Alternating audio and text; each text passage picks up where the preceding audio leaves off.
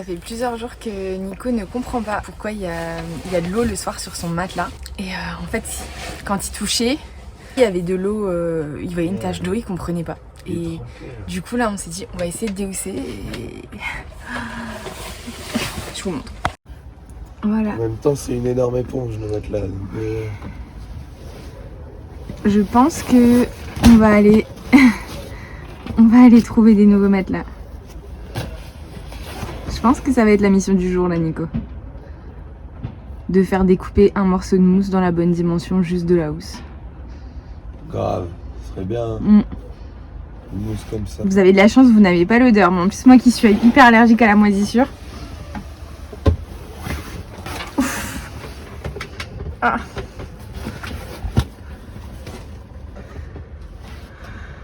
Rempli d'eau. Tout là. Il comprenait vraiment pas. À chaque fois qu'il s'appuyait dessus, le drap était un peu mouillé, mais il comprenait pas parce qu'il n'y a pas de hublot juste au-dessus. En dessous, c'est une planche de bois. Enfin... Et là, donc ça fait plusieurs jours qu'il me dit c'est incompréhensible, je ne vois pas. Là, on s'est dit des housses. Et voilà. Il avait peur de voir sur quoi il dormait, mais il est pas déçu. C'est pas si mal, mais. Non, mais on va aller voir là, dans un magasin, voir si on peut trouver. Dessus, ça. Il y avait des trous parce qu'il passait ça à travers. Je sais pas pourquoi. J'ai posé le matelas là et j'ai marché dessus. On voit bien qu'il fait un problème. Il est à peine humide. Et tu l'as mis sur la capote, Nico? La capote, elle est toute neuve.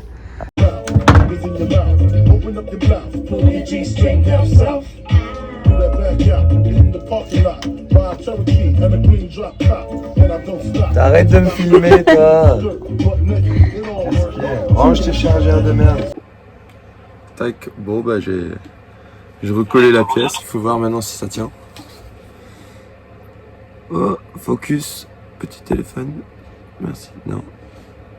Bon, ça sera à cette distance là. Voilà, pas si mal.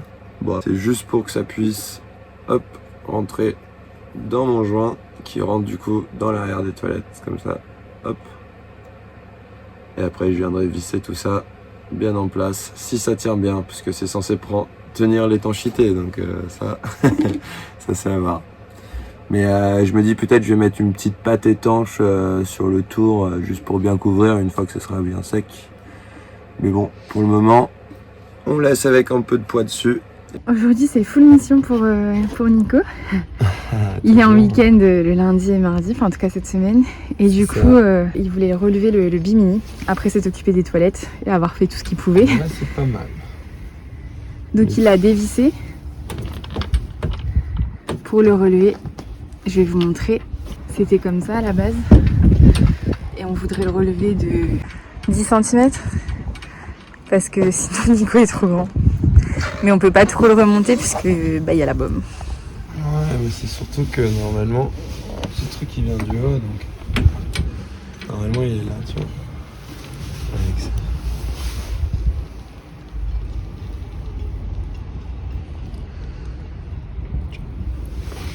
Mais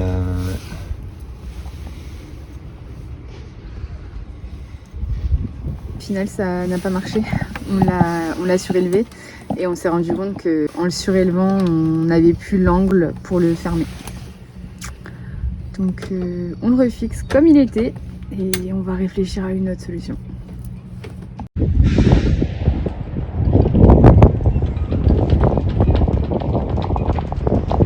et regarde à côté.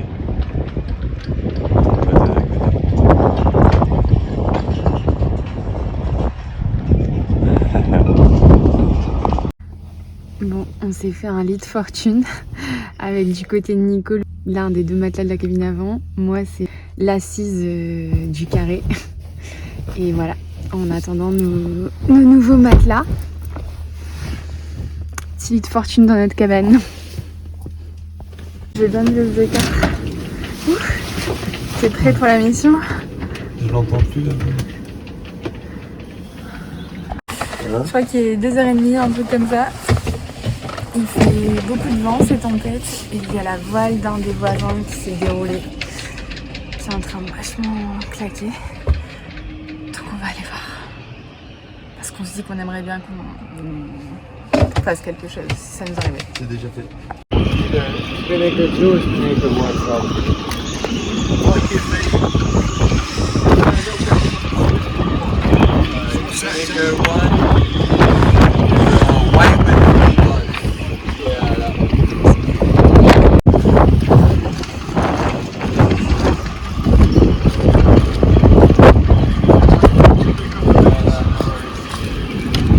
T'as besoin d'aide?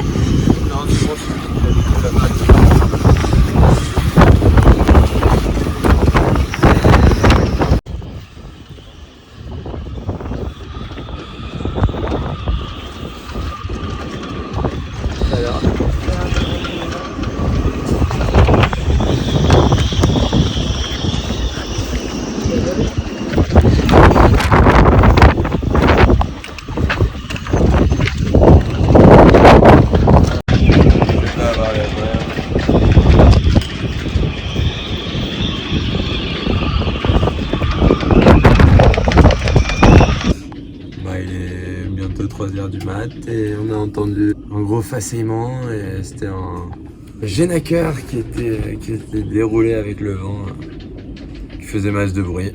Du coup on s'est dit qu'on allait essayer de voir quoi faire et en arrivant il y avait un Anglais qui était déjà en train de régler le problème, donc on a affalé la voile, il l'avait déjà re-enroulé. Apparemment ça a pas facilité trop longtemps donc elle n'est pas déchirée, mais bon. Voilà. Moi j'en ai eu assez pour commencer à me sentir un peu mal. Oh là là, c'est la navigation dans le port ce soir. C'est ça. Ça gîte un peu. Alors aujourd'hui on a reçu nos nouveaux matelas, donc trop contente. Par contre il va falloir que je les déhousse, donc en fait on a fait refaire des matelas mais uniquement les mousses parce que nos housses étaient encore très correctes. Si ce n'est que je vais vous montrer quand même, on avait du simili-cuir sur la face en dessous, la face postérieure de la housse, et du coup l'artisan qui nous a refait les mousses nous a dit qu'il valait mieux mettre une grille, je vais vous montrer ce que c'est, pour laisser le matelas s'aérer, et on mettra aussi peut-être des lattes au niveau au-dessus des planches dans la cabine, mais du coup je vous montre déjà, et du coup là il faut que j'aille les laver parce que je vais vous montrer et je vais essayer de revoir les tâches. Et voilà nos matelas de la cabine arrière. Donc vous voyez là, en plus c'est beaucoup plus visible à la vidéo que en vrai. Et voilà, il y a des grosses taches qui sont certainement liées à l'humidité puisque les matelas étaient humides comme on vous l'avait montré précédemment. Il y a une odeur aussi un peu dessus, je pense, de moisissure ou autre. Donc je vais aller passer ça à la machine. Et du coup, à l'arrière, c'est ça la grille pour laisser le matelas respirer. Donc il a découpé le cuir et il nous a mis ça à la place. Donc vraiment trop chouette. Franchement j'ai hâte de les mettre, d'aller laver, je vais laver les draps aussi, voilà, on aura un lit tout propre ce soir et hâte d'aller me coucher clairement, vu la nuit merdique qu'on a passée avec la tempête, en fait ça soufflait quand même pas mal. Il paraît que ça va continuer là sur les jours qui arrivent, et le fait qu'on soit allé aider un voisin d'ailleurs qui n'était pas sur son bateau mais son génois ou une autre voile à l'avant qui s'était déroulée, et donc pour pas qu'elle se déchire on est allé l'aider hier. Voilà, donc très courte nuit, vraiment très courte, donc les matelas sont vraiment les bienvenus.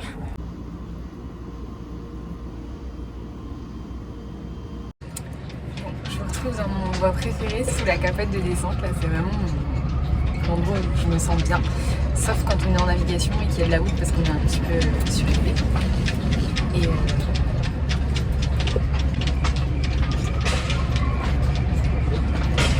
bonjour.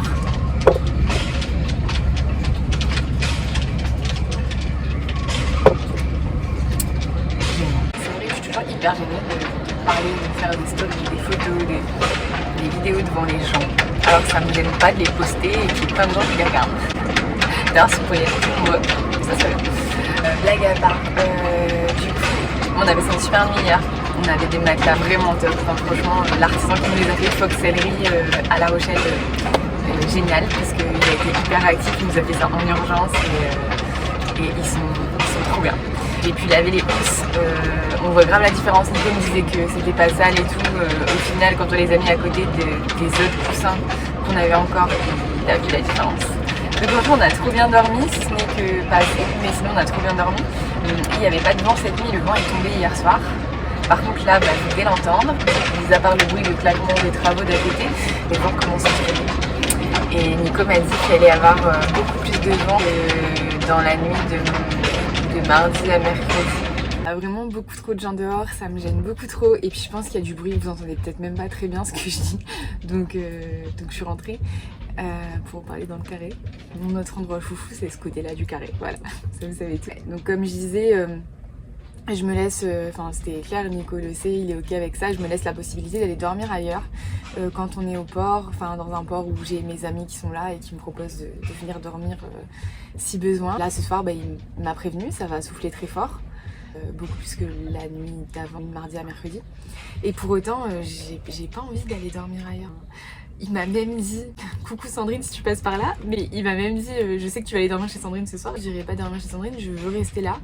Je veux être là aussi pour mon bateau s'il y a quelque chose qui casse, voilà. Et ouais, c'est important pour moi. Je me dis qu'en même temps, il n'y a que comme ça que je vais apprendre. Je risque aussi de me retrouver dans des tempêtes quand on voyagera, peut-être même au mouillage, etc. Et en navigation aussi potentiellement s'il y a un imprévu, une tempête qu'on n'avait pas anticipée ou qu'on n'avait pas pu anticiper. Et je me dis que je me dois de rester aussi. Et vraiment, j'en ai envie. Voilà. Donc je m'étonne moi-même, j'ai étonné Nico aussi. Et je pense que je vais étonner beaucoup de monde en disant ça.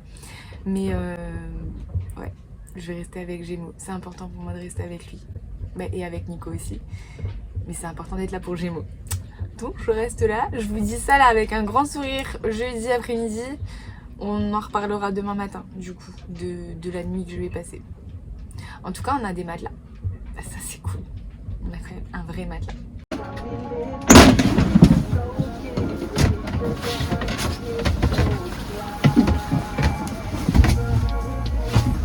Oh, On dirait que ça mouille. ça mouille un peu. Enfin, plus maintenant, mais ça mouillait. Hein.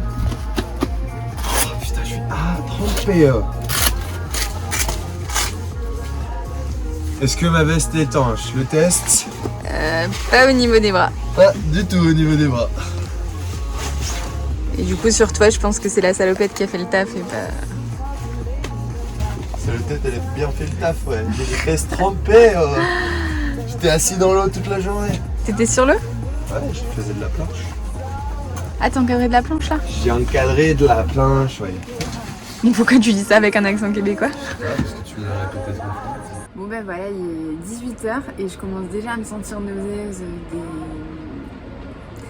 du mouvement du bateau avec la tempête qui arrive, alors qu'on n'est pas au plus fort de ce que Nico m'a dit. Donc voilà. La nuit va être intéressante, vraiment. Du coup, j'essaye de manger parce que je sais qu'il faut pas que je me laisse avoir faim quand j'ai le mal de mer. Donc voilà, je vais manger en continu. Ça va pas m'embêter beaucoup. La gourmande que je suis va apprécier ce moment quand même.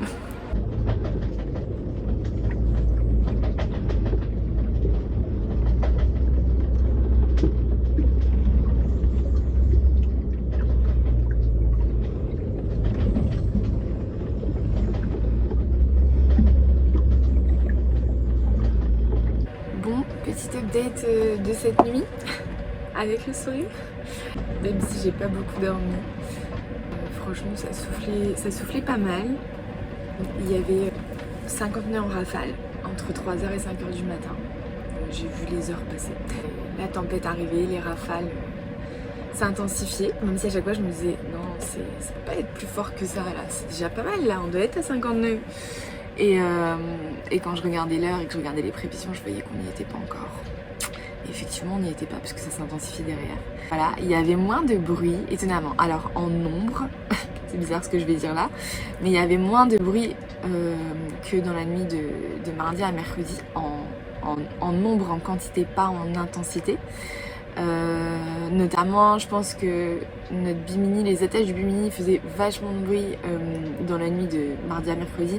Et là, Nico avait tout rangé, tout rattaché. Donc, voilà, il y avait ça notamment moins. Par contre, il y avait des bruits beaucoup plus intenses, notamment notre éolienne.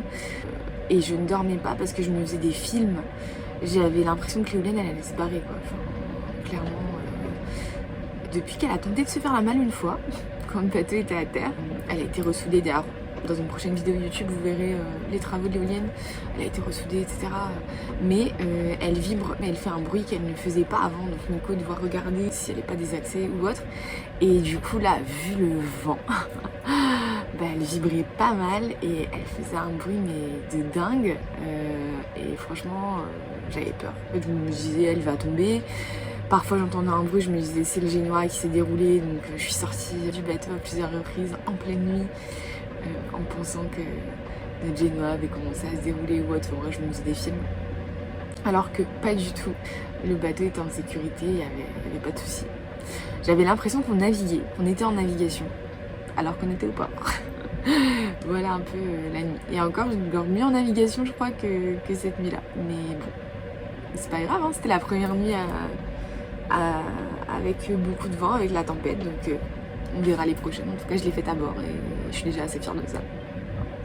Maintenant, on va prendre beaucoup de café, je pense, aujourd'hui. Je vais pas me laisser abattre. Très bon matin, en pleine semaine, je commence à cuisiner parce qu'on a la viande de bœuf qui allait pu être bonne. Et il faut que je la fasse. J'aurais préféré faire ce genre de plat le week-end où j'ai plus le temps parce que là, je dois bosser. En tout cas, le bateau, ça nous apprend vraiment à cuisiner du frais. Beaucoup plus de frais. À l'appart, j'aurais congelé. J'aurais pas mangé frais du coup, même si ça reste quelque chose de frais que je congèle. On apprend à consommer et à manger différemment. Ça c'est cool. Ça fait un mois là qu'on vit sur le bateau, qu'on a rendu l'appartement, etc. Et on se rend compte d'une chose, c'est qu'on cuisine carrément plus de produits frais. On cuisine plus tout court. Et même Nico cuisine alors que c'est pas son truc à la base. Il met juste des choses dans le four. On va mettre des cordons bleus dans le four, des pizzas toutes faites, de la cuisine, hein, on va se le dire. Mais il y prend goût finalement, il aime bien, ici sur le bateau. Franchement j'aurais vraiment dû acheter un bateau plus tôt, hein. Et c'est à double tranchant en fait. On se rend compte qu'à la fois on cuisine plus. Ouh, je vais ouvrir et commencer à faire de la bulle. À la fois on cuisine plus, et de l'autre côté on mange aussi plus de fast food. Puisque même si on n'a pas changé de quartier en soi, on vit déjà dans le quartier du port de notre appart. Oups, une carte en moins. On n'a pas changé de quartier, mais on était quand même plus loin des petits commerces. Là, en étant sur le port, il y a plein de petits restos, de fast-food. On est facilement tenté puisque c'est à côté, on y va à pied. On va dire que ça contrebalance notre meilleure alimentation en produits frais. Je me rassure comme je peux. Et voilà, le repas de ce midi est en train de cuire. Je vais aller me préparer, me mettre à bosser parce que accessoirement, je suis toujours pas habillée, prête. Bah voilà, c'est le calme plat. Impressionnant de se dire qu'il y avait 50 nœuds il y a quelques heures et là il n'y a plus rien et que ça va revenir. Allez, on profite de ça. Et si tu as envie de nous soutenir dans cette belle aventure de tour du monde à la voile, n'hésite pas à t'abonner à notre chaîne YouTube Sailing Nicely et notre compte Instagram Aurélie-MK-.